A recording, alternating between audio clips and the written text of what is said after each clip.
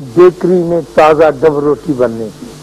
میں کہتا تھا I am on the right track, یہاں ایک بیکری ہے، اور میں بیکری کی خوشبو میں دور تک چلتا جاتا تھا.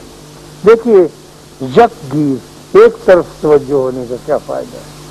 اور ہم جو کثیر المقاصد لوگ ہیں، ہمیں یہ بھی کرنا ہے، وہ بھی کرنا ہے، یہ بھی کرنا ہے، شام کو گھر بھی بنی، روٹی بھی کھوانی، بے ایمانی بھی کرنی، چوری بھی کرنی ہے، 2 کلاس مال بھی بیچنا ہے.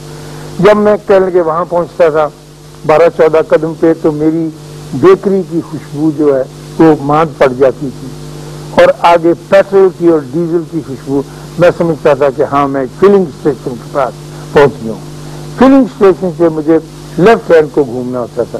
میں فلنگ اسٹیشن سے پیٹرول پمپ سے گھوم کر اپنے لیفٹ ہینڈ سائڈ پہ چلا جاتا تھا، اور آگے جب سڑک کے اندر 3 وہ ہمپس آتے ہیں نا جو اسپیڈ بریکر، تو تیسرے پہ جا کے جب میرا پاؤں پڑتا تھا مجھے پتہ چلتا تھا کہ اب میری دکان جہاں میں ملازم ہوا ہوں 15 فیٹ کے فاصلے پر رہ گئی، تو میں وہاں چلا جاتا. پھر میں سامان بھی بیچنے لگا، اور میں نے کہا کہ میں اپنا یہ گیم بھی شروع کرتا ہوں اور میں کھیل کے دکھاتا ہوں. تو جب آپ مراقبہ کرتے ہیں، اور آپ کریں گے انشاءاللہ، اور آپ کو وقت ملے گا، اور اس کے بغیر آپ کی یہ حاصل کی ہوئی تعلیم پوری نہیں ہوگی، تو اس کا سب سے بڑا اور سب سے اہم تقاضا یہ ہوگا کہ آپ نے اور ساری باتوں کو چھوڑ کر توجہ ایک جگہ پر مرکوز کرنی ہے. وہ جائے گی بار بار خیال آپ کا، جیسے نماز پڑھتے ہوئے دیکھا ہے نا آپ نے، اکثر شکایت آپ کرتے ہیں کہ یہ نماز پڑھ کے کہیں بھاگ جاتا ہے، تو بھاگے گا اس کے بعد، لیکن اس کو پھر پکڑ کے لانا نہیں، اس کو ڈھیلا چھوڑنا ہے. نماز میں تو ہم کو مشکل پڑ جاتی ہے. پھر اکثر میرے ساتھ یہ ہوتا ہے کہ میں دوسری رکعت میں کھڑا ہوتا ہے یاد پڑھنے لگ جاتا ہوں، حالانکہ وہ تو میں کہتا ہوں وہ بیٹھ کے پڑھا جاتا ہے، پھر سلام پھیر کے، کیونکہ اور طرح کے خیالات چلنے ساتھ ساتھ چلتے. تو انسان کو اللہ نے جانور سے تو افضل تر قرار دیا ہے، اور ہے بھی، تو اس کو کم سے کم اپنے ذہن کے اوپر، اپنے مائنڈ کے اوپر اتنا کنٹرول تو ہونا ضروری اور لازمی ہے کہ وہ اس کو اسٹیئر کر سکے. آپ بڑے سے بڑے ہاتھی کو، گھوڑے کو، شیر ببر کو لے آتے ہیں، اس میں آ کے مار کھا جاتے ہیں، تو یہ آپ کے قابو میں نہیں آتا. لیکن جو لوگ صاحب حال رہے ہیں وہ اس کو بھی قابو میں رکھتے ہیں، اور پھر اس کا آہستہ آہستہ فائدہ ہونا شروع ہوتا ہے. جہاں جب آپ درجہ کمال کو پہنچتے ہیں تو ضروری نہیں کہ اس کا فائدہ ہو اور آپ کو واضح طور پر پتہ چلے. جیسے آپ چہرے پہ کریم لگا لیتے ہیں یا پاؤڈر لگا لیتے ہیں یہ لیتے، تو آپ کو پتہ لگ جاتا ہے کہ تبدیلی آ گئی. اس میں پتہ بھی نہیں لگے گا کہ آپ کو تبدیلی آ گئی، اور تبدیلی آ رہی ہوتی ہے. یہ یقین وہ لوگ دلاتے ہیں جو آپ کے ارد گرد ہوتے ہیں کہ آپ کے مزاج میں، آپ کی طبیعت میں، آپ کے وجود میں ایک تبدیلی پیدا ہو. تو آپ مسٹر آسوالڈ کی طرح، اس کا نام آسوالڈ تھا، پھر صحیح ٹارگٹ کے اوپر جا کے اپنا نشانہ لگاتے، تو لگتا ہے ٹھیک جات کے نشانے پہ جس کا تیر ایسی کڑی کما ہے محمد علی جناح، آپ نے بھی نظم سنی ہوگی، ملت کا پاسماں ہے، تو ٹھیک کڑی کمان بن.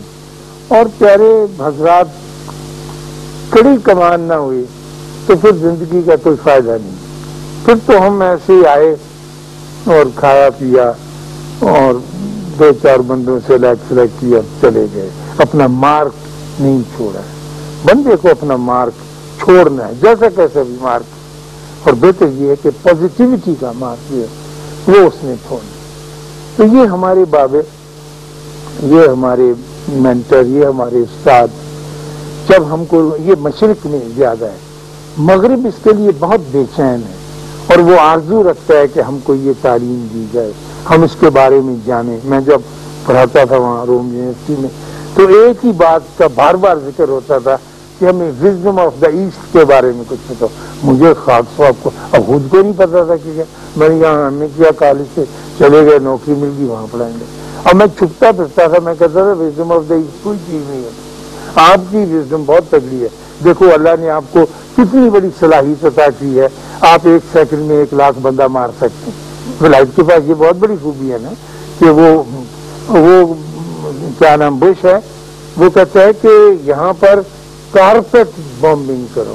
کارپیٹ بومبنگ وہ ہوتی ہے جیسے قالین بنتی ہے نا پیڑیاں چھوٹی چھوٹی پھول، تو ایسی بومبنگ انہوں نے افغانستان کی کی.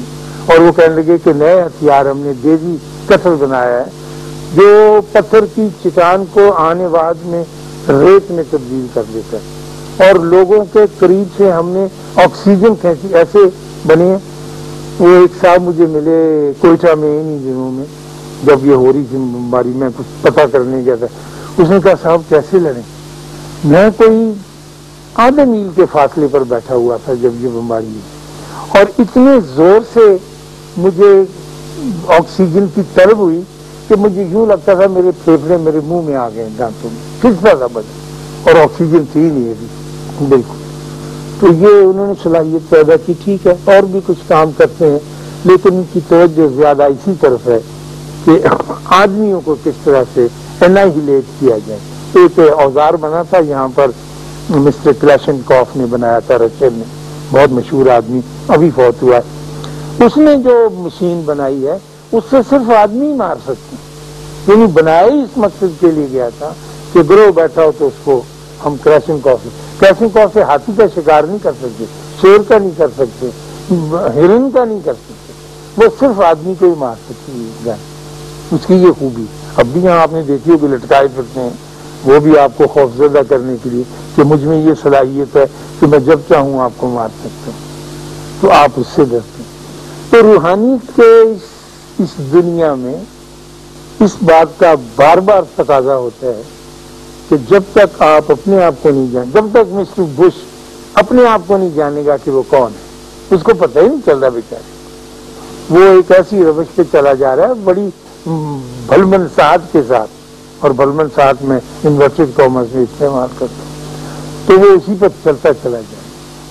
لیکن جب آپ بیٹھتے ہیں، جب آپ کیونکہ مصروف ہیں، تو مغرب کے بعد آپ کو اپنے گھر میں ایک دیوار تلاش کرنا ہوگی جس کے ساتھ آپ ڈھول گا کے کمر سیدھی رکھ کے کچھ کریں گے، جو میں بار بار وعدہ کرتا ہوں بتائیں گے، وہ اگلی سے اگلی دفعہ میں ضرور عرض کروں گا.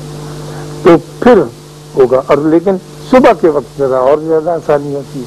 صبح ضروری نہیں کہ آدمی سارے ہی جاگتے ہوں، اس کے لیے اپنا تردد کرنے کے لیے بھی ہمارے مرشد نہیں کہتے ہیں کہ اپنی جان کو عذاب میں نہ ڈالو، آسانیوں میں رہو. تو یہ چیز جو ہے یہ آپ کے اندر کو اجالنے کے لیے، خوبصورت بنانے کے لیے، جیسے ہم میک اپ نہیں کرتے، میں ذکر کر رہا تھا کہ ہم نے یہ لگانا ہے، فلاں کریم لگانی، ریولون ہے، آئی لیش ہے، آئی شیڈو ہے، کیا کیا کچھ بکھیڑے کرتے، بالکل ٹھیک ہے کریں، لیکن اندر کے میک اپ کی بھی بڑی ضرورت ہے. اندر کا میک اپ کیے بغیر آپ چلے گئے تو پھر وہ جانا جو ہے وہ ایسا باعث افتخار جانا نہیں ہوگا. تو یہ آپ آسوالڈ جو کہ کمپلیٹ اندھا ہونے کے باوجود ایسی اچھی گولف کھیلتا تھا کہ ہم آپ جو بڑے ماہر ہیں اس کا مقابلہ نہیں کر سکتے. اور وہ بابا جو ایک بالکل پھوس کی جھونپڑی میں بیٹھا ہوا تھا، وہ نہ کچھ ہوتے ہوئے اتنا طاقتور ہے کہ وقت کے بادشاہ جوتی اتار کر اس کی جھونپڑی میں اس کو سلام کرنے کے لیے آتے ہیں. کیوں آتے ہیں؟ ان کے پاس کیا ہوتا ہے؟ اس پر آپ غور کیجیے گا اور پھر اگلی مرتبہ ملیے گا. اللہ آپ کو آسانیاں عطا فرمائے اور آسانیاں تقسیم کرنے کا شرف عطا فرمائے.